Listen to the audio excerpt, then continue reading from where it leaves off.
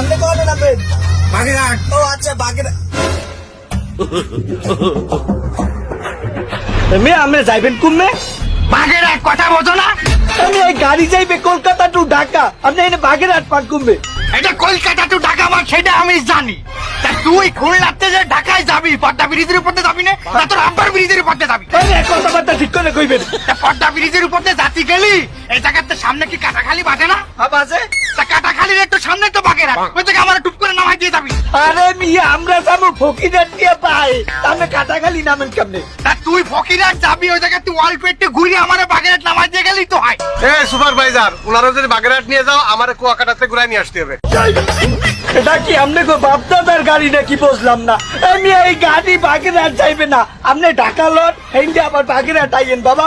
ও আমার ঢাকায় নামতে হবে, বাগেরহাট আমার নামাই দিবা না? না শোনো তোর কত বড় সাহস, তুই একজন মোটর শ্রমিকের গায়ে হাত দিয়েছো? এ তুই মোটর শ্রমিক? তাহলে আমি কিটা? কেডা? আমিও একজন মোটর শ্রমিক। কি কর? আপনি কোন বাসে চাকরি করেন? আমি বাসে চাকরি করি না, আমি পানির মোটর ঠিক করি, তাই আমি একজন মোটর শ্রমিক। এই ব্যাপার না?